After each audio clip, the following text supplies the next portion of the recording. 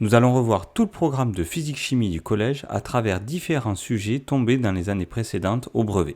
Commençons par le sujet qui est tombé en 2022 en Amérique du Nord. Pour plus de visibilité, nous afficherons les questions au fur et à mesure, mais sachez que vous pouvez retrouver le fichier au format PDF dans la description. Pour la question 1, on s'intéresse au mouvement de la sonde entre les points B et C. On voit directement sur le document qu'au point B, la vitesse de la sonde est de 420 mètres par seconde, mais qu'au point C, elle est de 89 mètres par seconde. Donc la vitesse a diminué entre ces deux points. Le mouvement de la sonde est donc ralenti entre les points B et C. Passons à la deuxième question. Parmi les trois relations proposées, c'est la première qui permet de calculer l'énergie cinétique de la sonde. EC égale 1,5 fois m fois v au carré.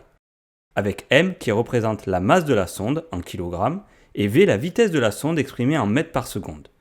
Pour rappel, l'énergie cinétique est exprimée en joules. Pour la question 3, il ne faut pas faire de calcul, mais on comprend bien d'après la formule de l'énergie cinétique que si la vitesse de la sonde diminue entre les points B et C, alors l'énergie cinétique de la sonde diminue également. À la quatrième question, on nous demande comment évolue l'énergie potentielle de la sonde entre les points A et B. Entre ces deux points, on constate que l'altitude de la sonde diminue puisque cette dernière se rapproche du sol. Par conséquent, son énergie potentielle diminue également. Pour la cinquième question de ce sujet, il est demandé d'identifier les actions mécaniques qui s'exercent sur le rover immobile après son atterrissage. On précise qu'on néglige l'action de l'atmosphère martienne, donc on ne prend pas en compte les frottements de cette atmosphère sur le rover. Il reste donc deux actions mécaniques qui agissent sur le rover. Le poids du rover et l'action du sol sur le rover. À la question suivante, il est demandé de schématiser le rover par un rectangle et de représenter au choix l'une des actions mécaniques mentionnées à la question précédente. Dans les données de l'énoncé, nous avons la masse du rover ainsi que l'intensité de pesanteur sur Mars. Grâce à ces informations, nous allons donc pouvoir calculer le poids du rover, noté P, et qui est égal à la masse du rover, noté M, fois l'intensité de la pesanteur sur Mars, noté Gmars. On remplace par les valeurs numériques en faisant attention aux unités. La masse du rover est bien exprimée en kilogrammes et l'intensité de pesanteur en newton par kilogramme. On peut donc passer à l'application numérique à l'aide de la calculatrice et on obtient un poids de 3906 newtons. Pour représenter ce poids sur le schéma, il faut au préalable calculer la longueur du segment fléché. Pour cela, il est précisé dans l'énoncé l'échelle à utiliser, 1 cm pour 1000 newtons. On cherche donc combien de centimètres il faut pour 3906 newtons. On note cette valeur x, et pour la calculer, il suffit de faire un produit en croix. On multiplie les deux valeurs présentes sur une diagonale, soit 1 cm fois 3906 newtons, et on divise par la valeur restante, soit 1000 newtons. On remarque qu'on a des newtons comme unité au numérateur et au dénominateur qui vont se simplifier, et comme il ne reste plus que des centimètres comme unité, le résultat du calcul sera donc en centimètres. On fait l'application numérique et on obtient 3,9 cm. Il faut maintenant représenter ce segment fléché en le faisant partir du milieu du rover et en utilisant une règle. Le poids étant une action mécanique dirigée verticalement vers le bas, il nous suffit de tracer une flèche vers le bas de 3,9 cm de longueur. On n'oublie pas de noter à côté le nom de la force. Ici on va le noter tout simplement P pour poids sans oublier la petite flèche au-dessus pour indiquer que c'est un segment fléché qu'on a tracé. Cette question est maintenant terminée, mais certains d'entre vous auront peut-être voulu représenter l'action mécanique du sol sur le rover. Dans ce cas, il aurait fallu faire un segment fléché vers le haut et d'une longueur égale au segment fléché du poids, c'est-à-dire de 3,9 cm. Pour la question 7, il faut donner le nom et le nombre d'atomes présents dans les molécules de dioxyde de carbone et de dioxygène. Or, on voit juste au-dessus dans l'énoncé qu'il est indiqué que la formule chimique du dioxyde de carbone est notée CO2. Cette molécule est donc composée d'un atome de carbone et de 2 atomes d'oxygène. Un peu plus loin dans le texte, on voit la formule chimique du dioxygène, O2. Donc cette molécule est composée de 2 atomes d'oxygène. Dans la dernière question de ce sujet, il est demandé de construire un raisonnement pour expliquer pourquoi si un événement inattendu se produit au cours de la phase d'atterrissage, la Terre ne sera pas informée à temps. Pour cela, il faut donc calculer le temps que va mettre le signal radio émis par le rover pour rejoindre la Terre. Il est précisé dans l'énoncé que ce signal radio se propage à la vitesse de la lumière. Pour rappel, la formule de la vitesse est V égale D divisé par T, avec V la vitesse de l'onde radio en mètres par seconde, D la distance à parcourir en mètres et T le temps de parcours en secondes.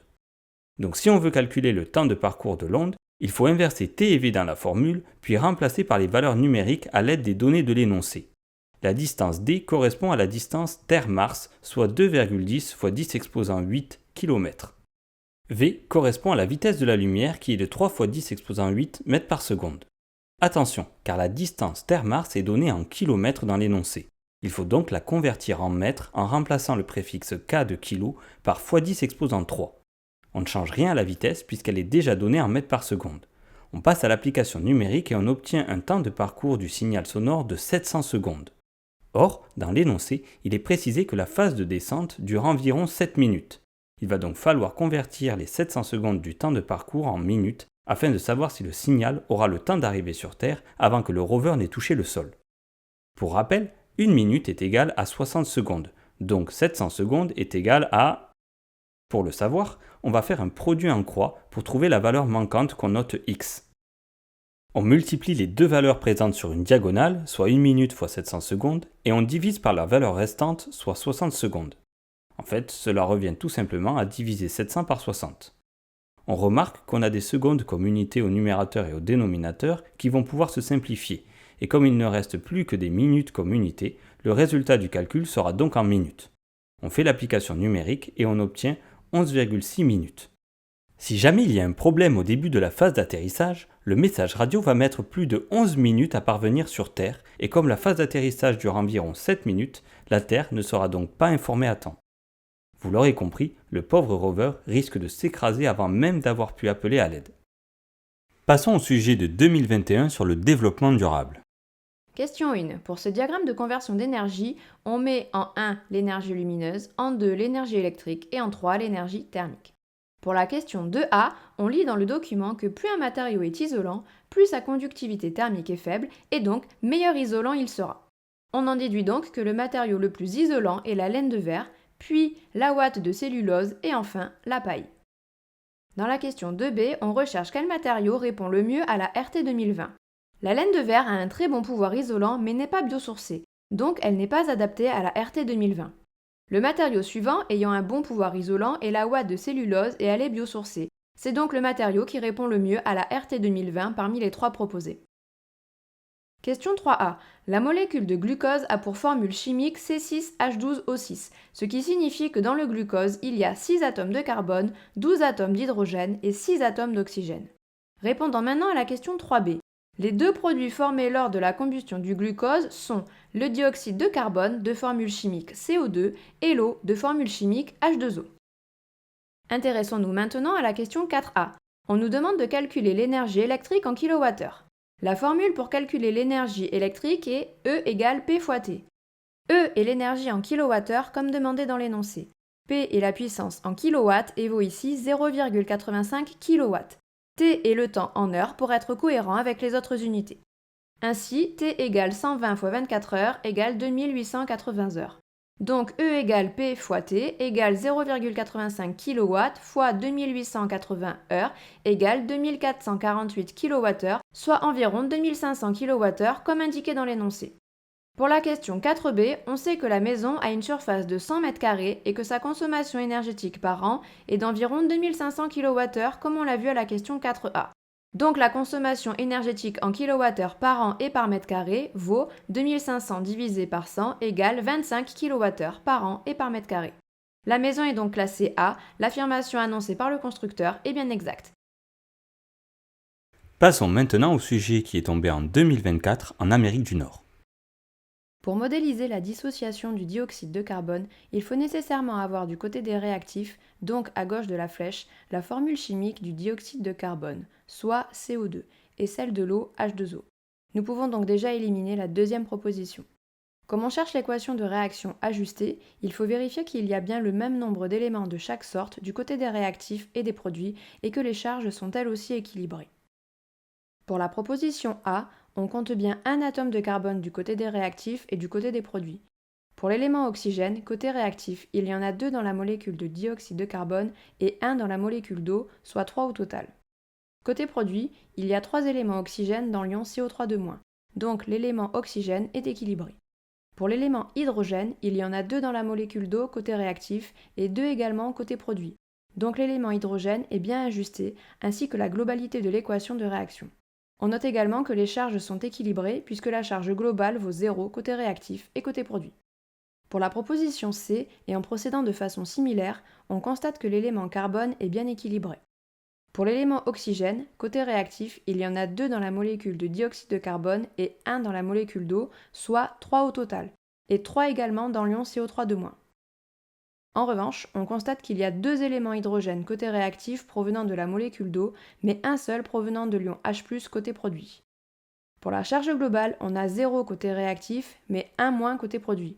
Ainsi, pour ces 2 dernières raisons, l'équation de la proposition C n'est pas ajustée. On retient donc que c'est la proposition A qui est correcte. Passons à la question 1b. Pour mesurer le pH de l'eau de mer, on peut utiliser le pH-mètre ou du papier pH qui donnera une valeur un peu plus approximative. Question 1c. Comme on peut le déduire grâce à l'équation de réaction de la question 1, on remarque que la transformation chimique associée à la dissolution du dioxyde de carbone dans l'eau forme l'ion hydrogène H+. On sait que les ions hydrogène H+, sont responsables de l'acidité d'une solution. Plus il y a d'ions H+ dans une solution, plus le pH est faible et la solution acide. C'est ce qui se produit pour les océans ici. Question 2. On remarque via le document que l'empreinte carbone d'un smartphone est essentiellement due à sa phase de production et à sa phase d'utilisation. On peut donc proposer que l'utilisateur garde son smartphone le plus longtemps possible afin de diminuer la fréquence de production et qu'il l'utilise raisonnablement. Pour les questions suivantes, nous allons nous aider de la représentation d'un atome fourni dans le sujet. Question 3a.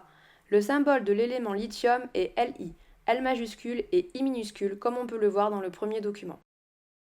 Question 3b. Le nombre de protons correspond au nombre numéro atomique Z de l'élément. Ici, c'est 3, donc le noyau d'un atome de lithium contient 3 protons. Question suivante, question 3c. Un atome est toujours électriquement neutre. Cela signifie qu'il contient autant d'électrons chargés négativement que de protons chargés positivement. Comme l'atome de lithium contient 3 protons d'après la question précédente, on en déduit donc que l'atome de lithium contient 3 électrons. Question 3d. L'ion lithium provient d'un atome de lithium qui a perdu un électron. Il lui en reste donc 2. Comme il a toujours 3 protons, il a une charge positive de plus que de charge négative. Donc l'ion lithium a pour formule Li+. On précise que lorsqu'il n'y a qu'une seule charge, positive ou négative, le 1 ne s'écrit pas par convention. Question 4. Dans le diagramme énergétique du vélo, en 1 pour l'énergie exploitée par le vélo, on met l'énergie cinétique due au pédalage de la personne. En 2, l'énergie utile et l'énergie électrique qui permettra de charger le téléphone. Et en 3, l'énergie perdue, ici l'énergie thermique. Passons à la question 5. L'énergie se calcule par la formule E égale P fois T, avec E l'énergie en wattheure, P la puissance en watts et T le temps en heures pour obtenir un résultat homogène. Or ici, le temps est donné en minutes. On va donc convertir 30 minutes en heures, soit 0,5 heures. On en déduit que l'énergie E égale P fois T égale 50 watts fois 0,5 heures égale 25 Wh. Passons finalement à la 6e et dernière question. On a calculé à la question précédente qu'il faut une énergie de 25 Wh pour recharger un téléphone complètement déchargé en 30 minutes. Ici, comme il y a 4 personnes dans la famille qui chargent chacun leur téléphone totalement déchargé une fois par jour, ils ont besoin en un an, soit 365 jours, d'une énergie égale à 25 Wh x 4 fois 365, ce qui donne 36 500 Wh par an, soit 36,5 kWh par an. On nous dit qu'un panneau solaire de 2 mètres carrés produit en moyenne 400 kWh par an. Donc en effectuant le produit en croix indiqué, on trouve qu'il faut un panneau solaire de 0,18 m² environ uniquement pour charger les téléphones de cette famille. Si on compare à la surface courante de panneaux solaires, cela représente environ 9,1% de la surface totale du panneau. Passons maintenant au sujet qui est tombé en métropole dans la série professionnelle. Il est bien spécifié sur le sujet que les parties 1, 2 et 3 sont indépendantes. Vous pouvez donc les traiter dans l'ordre que vous voulez.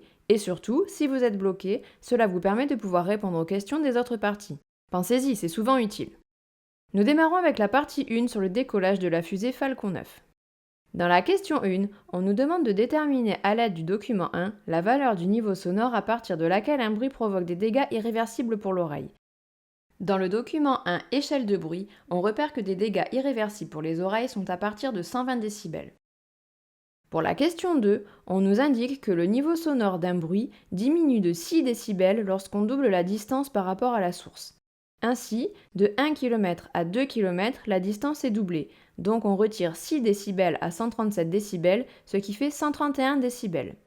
Pareillement, entre 2 km et 4 km, la distance est doublée, donc on enlève 6 décibels à 131 décibels, ce qui est égal à 125 décibels. De la même façon, entre 8 km et 16 km, la distance est doublée, donc on soustrait 6 décibels à 119 décibels et on obtient 113 décibels. Et enfin, toujours de la même manière, on trouve 107 décibels pour la dernière case. À la question 3, on recherche la distance minimale entre le site de décollage de la fusée et les spectateurs pour qu'il n'y ait aucun dégât irréversible pour les oreilles. On a dit à la question 1 qu'il y avait des dégâts irréversibles pour l'oreille à partir de 120 décibels, donc il faut que le niveau sonore perçu soit inférieur à cette valeur. Il faut donc chercher dans le tableau de la question 2 les valeurs de niveau sonore inférieures à 120 décibels. Ce sont celles surlignées en vert. Il faut donc se placer à plus de 8 km de la fusée pour être en sécurité. Nous passons maintenant à la partie 2 sur l'eau et l'air dans la station spatiale. Pour répondre à la question 4, il faut bien avoir en tête qu'une molécule est constituée de plusieurs atomes. On peut ainsi éliminer l'hydrogène, l'oxygène et l'azote. Les molécules sont donc le diazote de formule chimique N2, l'eau de formule chimique H2O et le dioxygène de formule chimique O2. Nous arrivons à la troisième et dernière partie du sujet. Dans la question 5, on nous demande de justifier les affirmations fournies. Pour l'affirmation A, Thomas Pesquet reste au hublot. Il ne bouge donc plus dans la station spatiale, il est donc immobile par rapport à elle. Pour l'affirmation B, comme Thomas Pesquet est immobile dans la station spatiale, mais que cette station est en mouvement circulaire uniforme par rapport au centre de la Terre, alors Thomas Pesquet est lui aussi en mouvement par rapport au centre de la Terre. Pour la question 6, différentes données sont fournies. Il faut les lire car elles serviront sûrement pour la suite.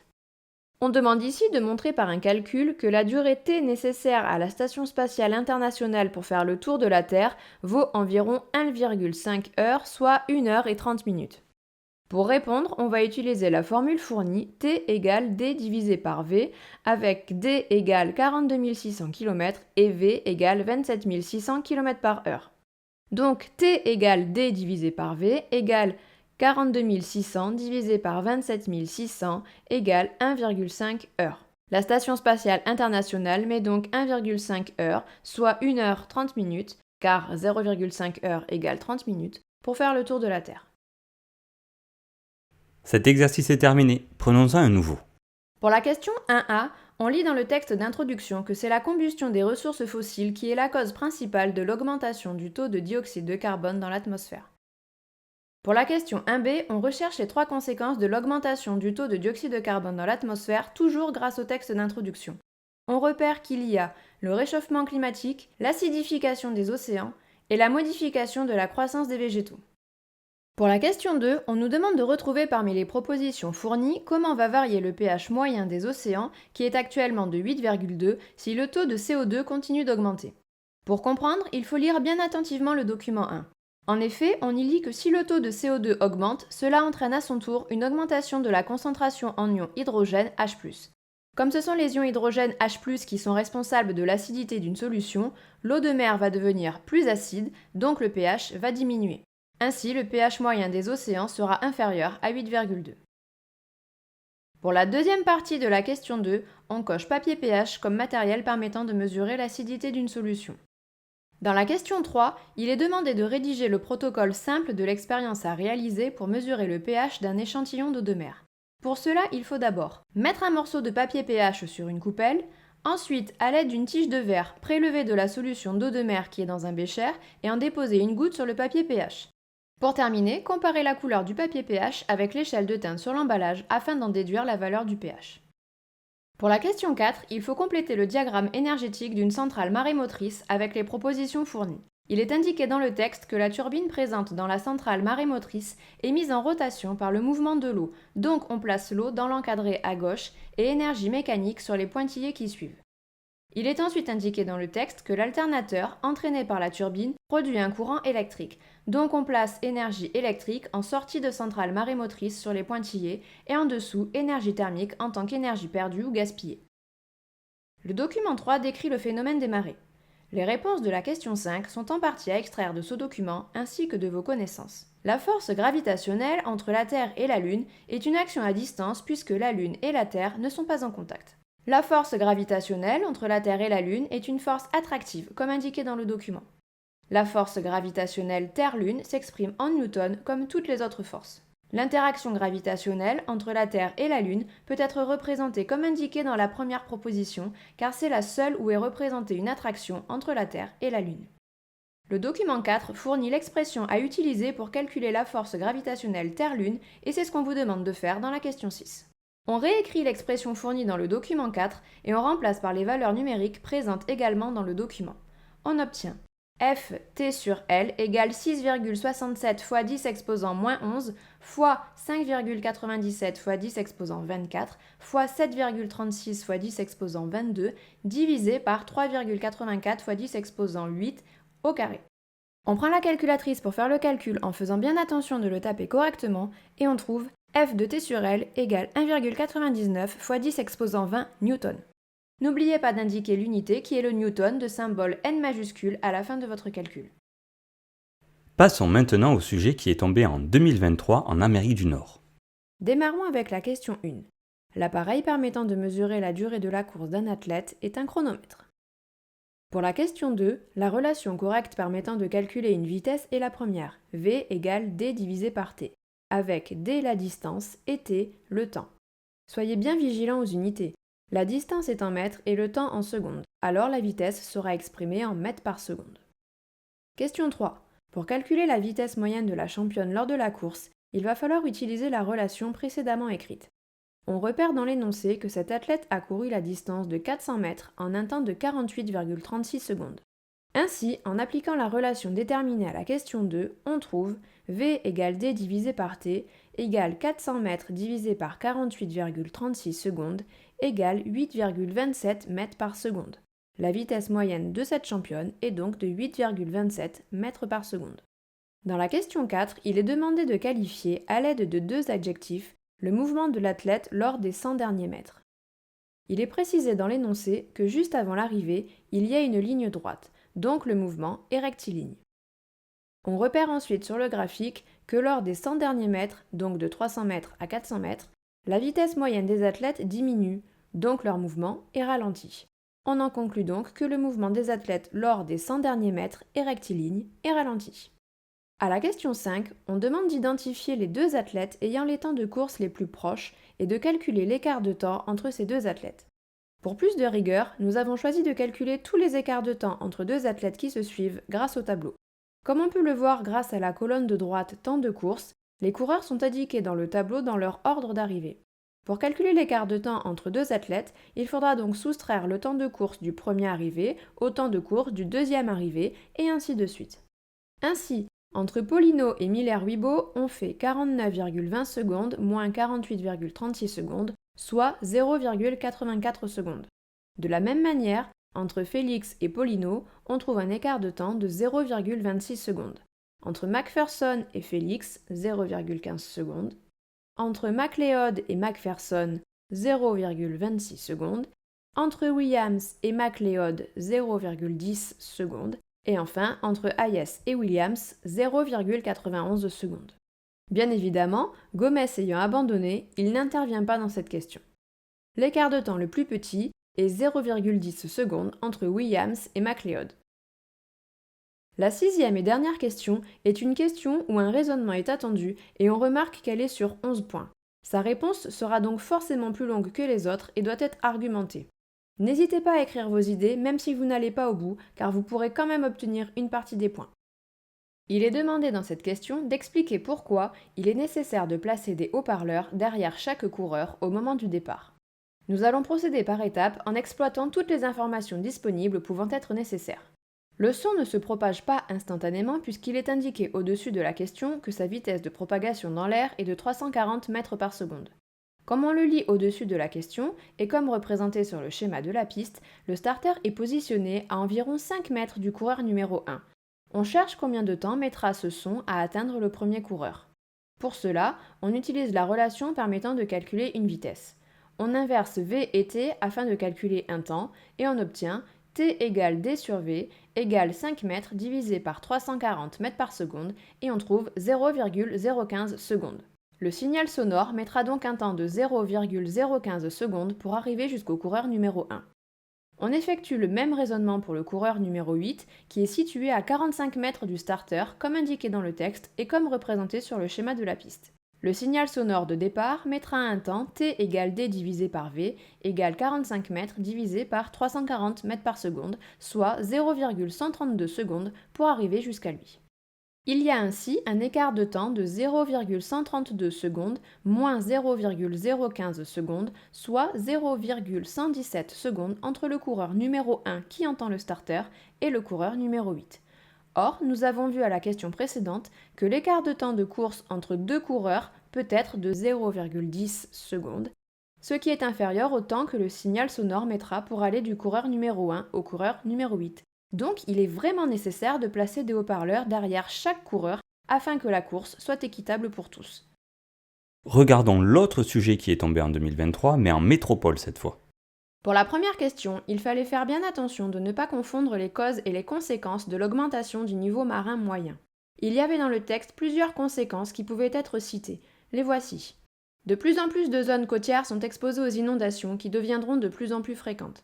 Infiltration de l'eau de mer dans les eaux souterraines, détérioration de la qualité de l'eau, destruction des récoltes. Passons à la deuxième question. Pour la question 2A, il fallait utiliser l'extrait de classification périodique fourni. On nous indique en légende que le symbole de l'atome correspond à la ou les lettres inscrites dans la case. En cherchant pour le sodium, on détermine que son symbole chimique est Na. Attention, le N est en majuscule et le A en minuscule. De plus, les informations concernant le nombre de nucléons et le numéro atomique ne sont pas à fournir dans cette question. Question 2B. Le numéro atomique grand Z indique le nombre de protons contenus dans le noyau, donc on en déduit que le sodium a 11 protons dans son noyau.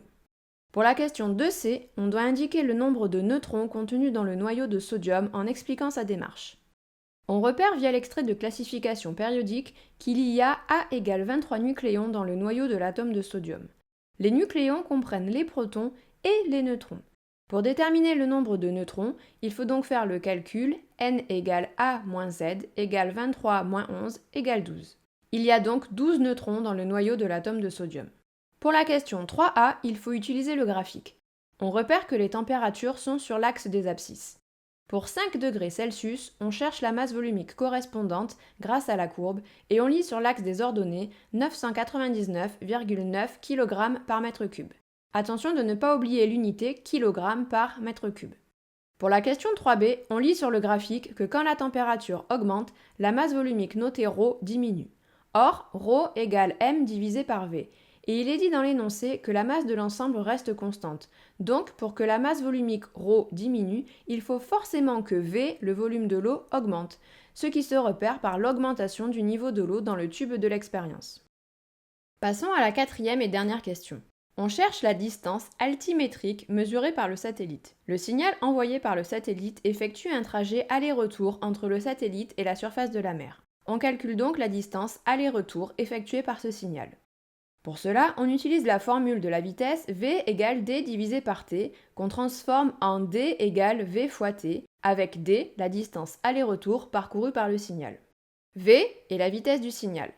On lit dans l'énoncé que le signal se propage à une vitesse de 300 000 km par seconde. T est le temps mis par l'onde pour effectuer l'aller-retour.